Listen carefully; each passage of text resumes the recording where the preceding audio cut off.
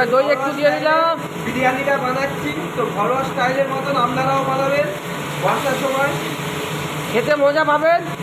এবার গোলাপ জল দিলাম। এটা হচ্ছে কেওড়া জল। এরপরে কেওড়া জল দিলাম। গোলাপ জল, রোজ ওয়াটার দিলাম, আতর, মিঠা আতর।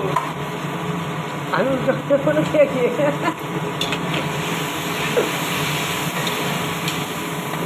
দেখে রেকর্ডিং করছি।